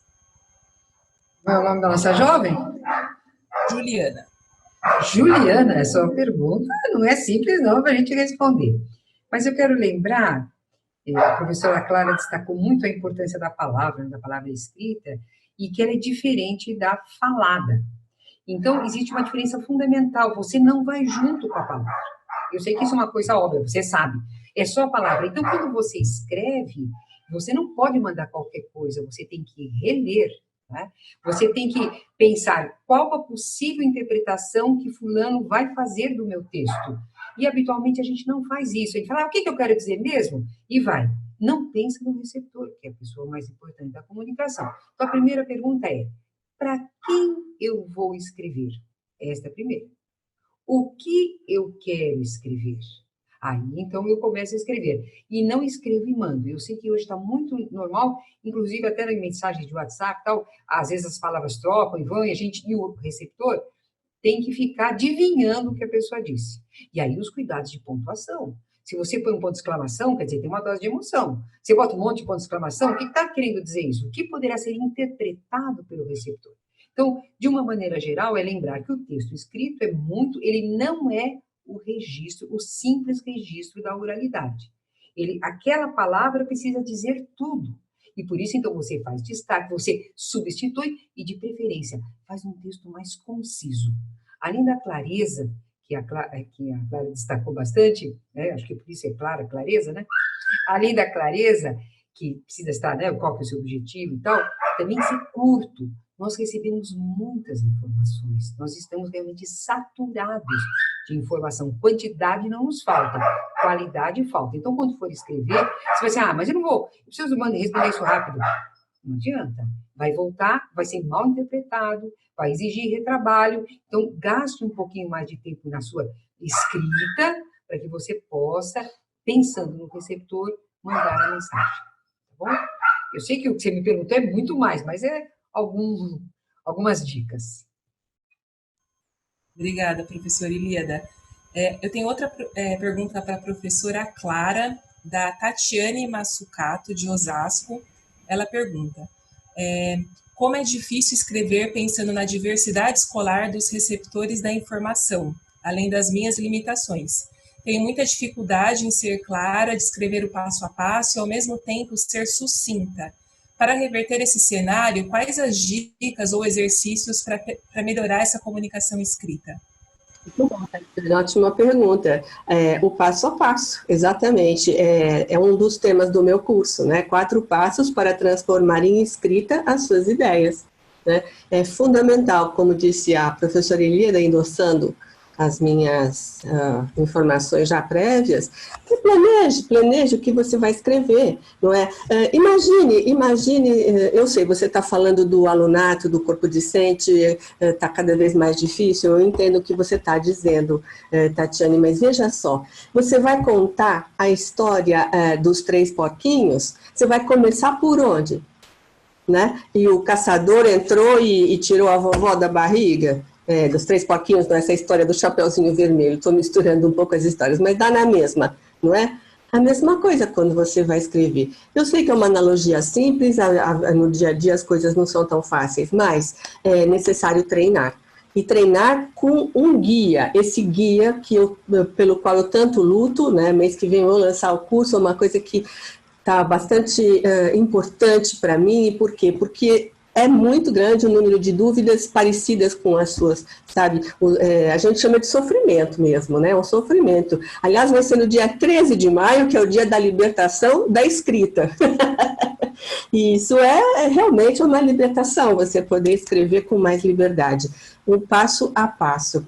Gostaria de conversar até com você para dar uma orientação mais pertinente, mais direta, não é? Mas experimente escrever da ordem de importância, o que eu quero falar primeiro, o que vem depois. É como se você estivesse ao telefone, você não fala para uma pessoa ao telefone coisas ao contrário, não é? Você fala uma coisa atrás da outra. Eu sei que não é fácil, mas é treinamento e muita leitura. Não sei se respondi bem a sua pergunta, Tatiane, pode reforçar a pergunta, se for o caso. Obrigada. Obrigada, professora Clara. Acabou de chegar uma pergunta do Lucas aqui nos comentários para o professor Ricardo, acredito, dizendo que no caso do jornalismo independente, podemos dizer que é uma das revoluções da área? E como ser claro no pensamento crítico de um conteúdo em meio a tanta informação? E aí eu queria aproveitar, porque acho que complementa a pergunta que eu traria para o senhor também, professor. Como o senhor aborda muito a motivação e as mudanças nas suas palestras, eu queria que o senhor também trouxesse isso aqui para a gente agora, dizendo como a motivação, a mudança, a criatividade, elas podem nos ajudar na forma como a gente se comunica, né? Seja no presencial ou no virtual, como o senhor já falou agora, nessa diferenciação da aula, porque é uma dificuldade que as bibliotecas, os espaços de leitura, espaços culturais estão vivendo agora. Eles estão fechados, mas eles têm que manter os diálogos ativos com seus públicos, principalmente em situação de vulnerabilidade social, que não tem acesso. A gente sabe que a dinâmica aqui em São Paulo, na capital, é também diferente do que acontece no interior, no litoral, no restante do Brasil, em que essa quarentena também já está sendo um pouco mais verticalizada, vamos dizer assim. Então, como usar a motivação e a mudança para a gente ficar nessa mescla ainda de presencial, à distância e continuar os nossos diálogos? Puxa vida, vocês me arranjaram umas perguntas danadas, hein? Bom, a primeira tem a ver com a história do pensamento crítico, da ação do jornalista, e essa pergunta é importante porque nos remete para essa história do fake news. Então, o que está acontecendo? A gente pode escrever, isso é bom. Eu, por exemplo, eu tenho um canal no YouTube e eu coloco meus conteúdos lá. Eu me preocupo em que haja consistência naquilo que eu falo. Mas é possível também você falar muita abobrinha. O sistema permite, né? Então, tem muita gente que usa esse canal, os canais de comunicação, consegue chegar às pessoas, são pessoas comunicativas e que estão vendendo ideias, estão passando ideias meio equivocadas. O problema é o receptor não ter qualificação e não saber submeter ao crivo da razão aquilo que ele está recebendo.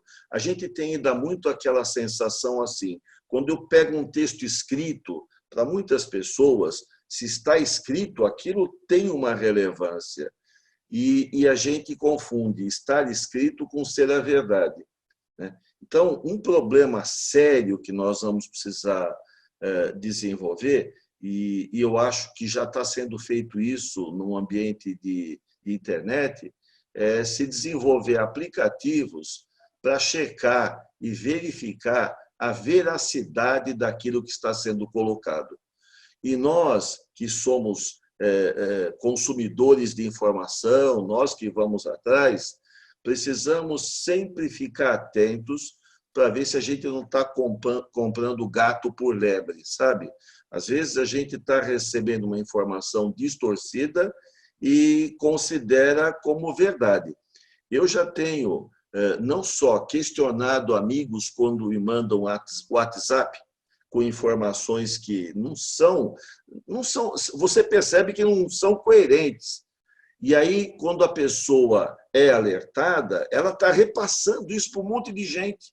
E as pessoas compram como verdade. Então, se de um lado a tecnologia da informação favorece a disseminação de informação, e isso tem um lado bom, que é favorecer o acesso, você recebe muito mais dados do que antes, você pode fazer muito mais coisas do que fazia antes. Antes a gente gastava dinheiro, era difícil. Hoje, você tem rapidamente à sua mão um material muito rico. Isso é bom. Ruim, podemos ter materiais falsos.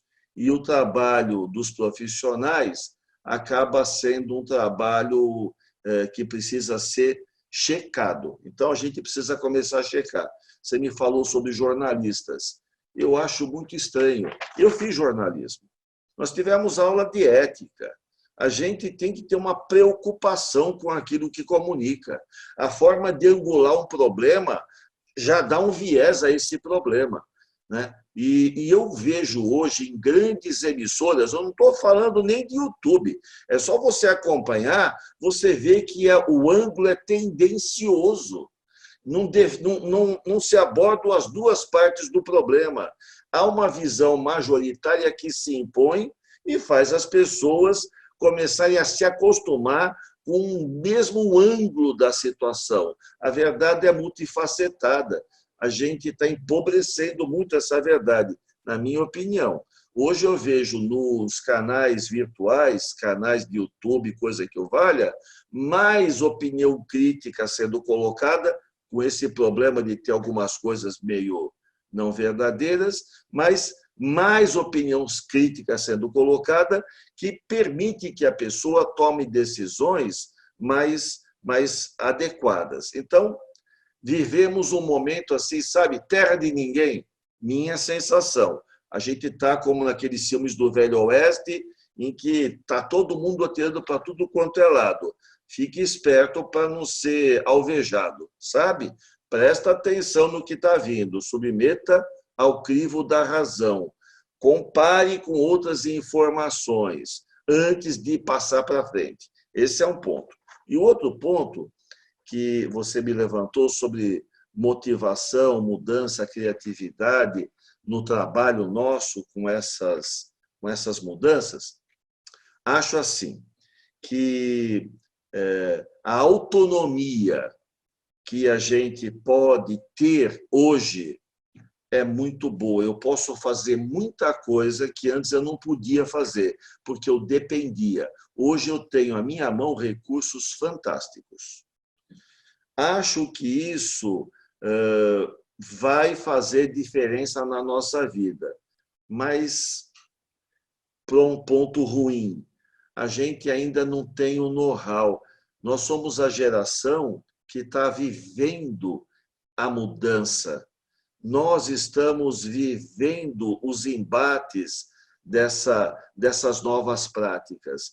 Eu, como professor, o trabalho da biblioteca, eu acho que muita coisa vai mudar. Agora, algo que eu percebo que é fundamental no meu trabalho, no seu trabalho, é a ação de curadoria.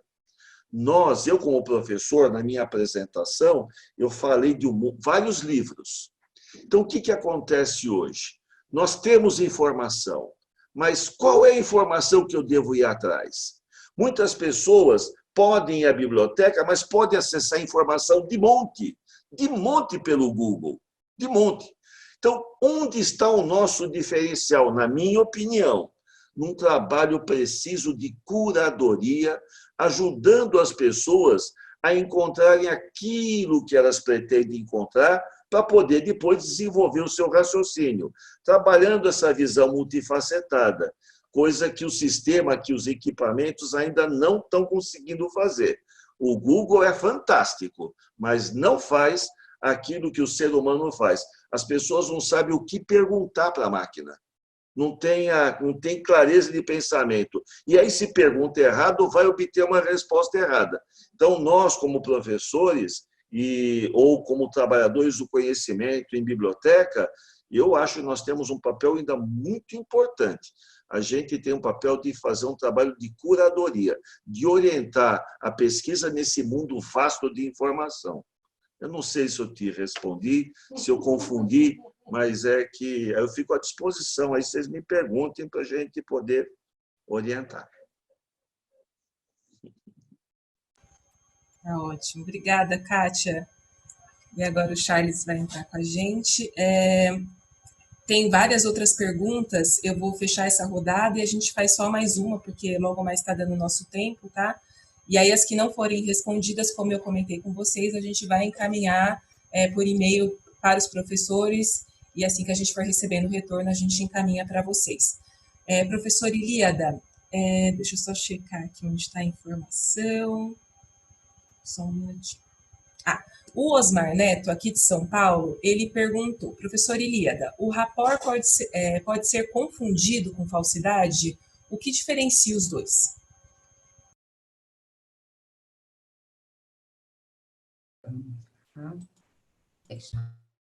O rapport é uma técnica de comunicação. E eu vou dizer, uma ferramenta de comunicação.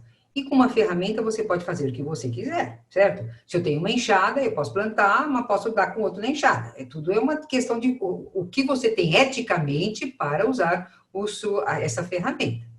Então, o rapport, ele tem a ver com o nosso lado bicho, nosso lado animal, porque o animal gosta do igual. E o ser humano deveria estar aberto ao diferente, porque nós temos uma parte superior do cérebro, que é o neocórtex, justamente para a gente refletir e dizer assim, nossa, você é diferente, que bom, você pode me ajudar. E não como muita gente está fazendo, que é o fenômeno do bullying, nossa, se é diferente, você está fora da minha turma, tá bem? Então, o rapport tem a ver com esse nosso lado mais primitivo. E a gente pode usar como técnica de comunicação. Até quando você vai falar com uma criança, você sabe. Se você abaixar da altura dela, ela vai gostar para poder conversar de igual para igual. Então, estou dizendo, você deve usar isto dentro dos seus conceitos éticos. Se eu estou com dificuldade de comunicação com um colega de trabalho, e falo, bom, toda vez que eu falo, antes de eu abrir a boca, ele já faz cara fechada, então o que é que eu posso fazer para aproximar? Então eu posso usar essa ferramenta. Se é uma pessoa, eu citei o exemplo, às vezes da postura, às vezes da fala, às vezes até do volume. Se a pessoa fala mais alto, você pode chegar e falar um pouco mais alto. Não é assim, cuidado para não exagerar que a pessoa vai se sentir ridicularizada. Mas é uma maneira da pessoa se sentir mais, abaixar um pouco as armas, para poder te ouvir. Então isso não é. Você pode usar mal esta ferramenta, mas eu estou usando no sentido positivo de facilitar, de aproximar a pessoa, de forma que a gente possa produzir junto, que é o que a gente quer no mundo do trabalho. A gente quer produzir resultados coletivos. Se a pessoa está de contramão, eu tenho que colocá-la na mesma mão.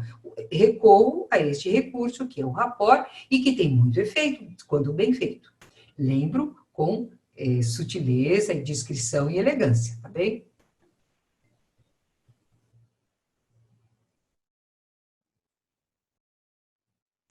Opa, entrou aqui. Obrigada, professora. Então, eu vou fazer essa última rodada e depois a gente finaliza, tudo bem? Professora Clara, tem várias outras aqui. Essa é uma da nossa equipe. Você nos deu um exemplo de adequação de linguagem por parte das marcas, de modo a fazer com que o público se identifique com o que está sendo vendido.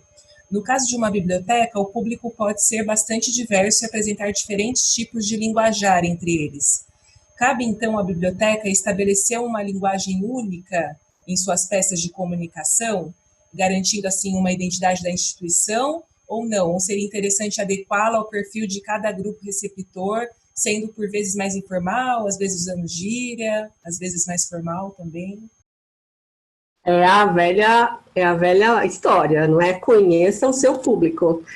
Se o seu público é muito diverso, é muito heterogêneo, é necessário mesclar sua comunicação para atingir todos eles. Não é muito fácil, não é uma tarefa muito fácil, mas é importantíssimo saber para quem você está escrevendo. É o número 1 do planejamento, não é mesmo? Basicamente é isso. Mas, por falar em biblioteca, o professor Ricardo, vou aproveitar aqui, que eu sei que é a última fala de hoje, não posso deixar de mencionar, né? O professor Ricardo falou de curadoria, nós falamos de livros, de tantas coisas, e estamos falando para um público bastante importante, né? Que é o pessoal da biblioteca. A maior biblioteca do planeta Terra fica em Washington, que é a capital do país mais poderoso, não é? E isso não é à toa, porque conhecimento é poder. Então, se essa é a minha última fala, né, Giovana, eu tenho, assim, um maior carinho pelo pessoal da biblioteca. Para mim, na minha formação, principalmente, desde criança, sempre visitei biblioteca, sempre. Então, conhecimento é poder. Obrigada, professora. Uma pergunta para o professor Ricardo, na verdade era para todos, eu vou colocar para o professor Ricardo, tá? O Bruno Moura, ele pergunta como se dá a relação da cultura com os nossos fluidos na comunicação. De cultura nossa, né? Construída coletivamente, não da cultura como estudo. Não sei se ficou claro. Cultura e ruídos de comunicação. A professora Ilíada costuma destacar que existem diferentes ruídos, né? Então, ruídos lógicos, psicológicos, e tem um que ela também cita, que são os ruídos políticos, e que fazem a gente olhar aquilo, ou receber, ou trabalhar a informação com um certo viés, de uma forma meio torta. Então, a gente acaba... Deixa eu pensar, como é que eu falo isso? Perguntinha Eu posso também ir perguntando para a professora Ilíada, e aí, de repente, a gente volta para finalizar. O que eu queria destacar é a questão do o jeito das pessoas olharem, ou a hostilidade. Eu tenho visto isso acontecer, e da gente, enquanto cidadão, está se dividindo muito em grupos. E se a cultura é a soma do conhecimento, é o que é produzido por todos, essa divisão não é boa. Hoje a gente está muito dividido enquanto sociedade, aqui no Brasil, pelo menos. Então, uma coisa que a gente precisava trabalhar mais é tomar cuidado com a forma como a gente marginaliza, porque eu posso deixar de receber informações que são relevantes, porque por trás da voz da pessoa que fala, eu associo essa pessoa a pessoas que têm visões muito diferentes da minha, que, portanto, não merecem ser ouvidas. Aí eu boto um ruído político, deixo de receber informações importantes que iriam me enriquecer, né? E acabo... E isso é uma coisa ruim. Então, hoje estou achando que o que está mais pegando é isso, e a outra coisa é a falta de informação básica. As pessoas não tendo informação, por mais a falta de conhecimento, eu não ter vocabulário, eu estar acostumado a modelos assim de consumo imediato, tipo, eu gasto meu tempo em séries, sabe assim? E eu utilizo informação como fuga e não como formação. Então, eu acho que a gente está vivendo aí, apesar das facilidades que estão dispostas, a gente ainda não está trabalhando bem.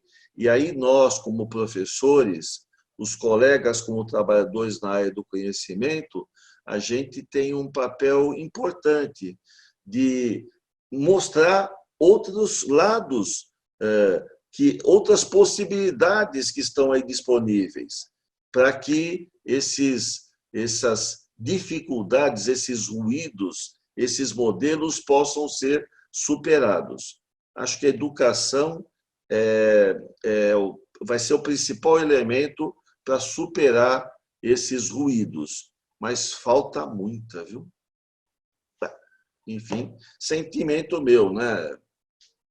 Estamos muito distantes do mundo mais ideal. As possibilidades estão dadas, mas estamos muito distantes ainda. Concordo, obrigada por compartilhar, professor. Então, a última pergunta para a professora Ilíada. A Cláudia Prado, aqui de São Paulo, ela coloca assim: sobre o início da sua fala, a resiliência será uma competência muito necessária nesse momento? Pois em nossa adaptação aos novos modos de comunicação, ela vê que é preciso muita paciência consigo mesmo, com os colegas e também com os alunos. Ela fez uma pergunta muito boa e já deu a resposta na própria pergunta. Realmente, resiliência, que é essa capacidade da gente levar o tranco e se recompor rapidamente, esse é o conceito da resiliência, ela é essencial no nosso processo de aprendizagem. E nesse ponto, sabe, a gente precisava recuperar um pouco essa criança que nós temos dentro de nós. Porque a criança, ela é clássica, por exemplo, quando vai andar de bicicleta, né? A gente cai. Quantas vezes você cai não interessa. Interessa quantas vezes você fez para poder voltar. Conto até um exemplo de minha filha, quando ela estava aprendendo a fazer estrela, ela tinha lá seus 6, 7 anos, ela viu na televisão o povo fazer estrela, sabe? Colocar as pernas assim para o alto, virar uma estrela. Ela ficou encantada. E ela, então, fazia várias vezes, tentava, e às vezes ficava até tonta, e falava, filha, para. E ela falava, não, mãe, mas eu vou conseguir. E depois, ela, de um tempo, acho uma semana mais ou menos, ela já estava fazendo aquela estrela impecável, assim, com as perninhas bem eretas e tal. Eu fiquei encantada, e não é porque é minha filha, é que a criança tem essa capacidade de, diante da dificuldade, não é um não, eu paro. E, inclusive nessa área de criatividade, que a gente também recupera esse lado criança, porque em criatividade, a gente fala, não, a resposta não deu certo, chega. Aí a gente vai para a próxima alternativa, para a próxima alternativa, próxima alternativa. Então, vamos dizer, apesar da nossa idade, alguns aqui, não vocês, mas eu, que já sou uma sexagenária, eu diria que o meu exercício hoje é esta recuperação deste lado que está dentro de mim, que é o lado da criança, que, aliás, é uma parte do cérebro, não é, que a gente precisa acessar, para, diante das dificuldades, não desanimar, falar, não quero mais, não tenho mais condição de aprender, isso aí, queria ser... Não. Então, existe isso, essa capacidade dentro de nós, e a nossa boa notícia é que o nosso cérebro pode estar sempre aprendendo. Então, levei o tranco, opa, levanto de novo. Levei o tranco, levanto de novo. Então, a resiliência, como disse a nossa como é o nome da nossa jovem? A pergunta da nossa jovem é que realmente a resiliência... Desculpe? Resiliência... Desculpa. Cláudia. Nesse mundo moderno tem essas coisas, né? A Cláudia, realmente, vamos desenvolver cada vez mais. É um desafio que eu me ponho todos os dias, quando eu começo a ficar até irritada com esse mundo da tecnologia. Mas a gente precisa estar com essa disposição. Não, opa, aprendi um pouco mais, e a gente caminha otimisticamente. Obrigada, professora Ilíada. A gente está encerrando aqui pontualmente. Eu queria mais uma vez agradecer em nome da SP Leituras e da Secretaria de Cultura e Economia Criativa do Estado de São Paulo a presença de todos vocês, 174 pessoas que ficaram conosco aqui até o final. Como eu disse, esses vídeos e esse webinar ele vai ficar disponível no canal do YouTube do CISEB. E para que a gente consiga ficar um pouco mais próximo nesse momento, né, desafiador que a gente vive, eu vou abrir o microfone de vocês, os nossos palestrantes, para que a gente consiga aplaudir, então, os nossos participantes, e aí eles vão conseguir escutar. Então, obrigada, gente. Foi muito bom contar com vocês. E é isso, sintam-se abraçados e até logo. Tchau, gente. Até.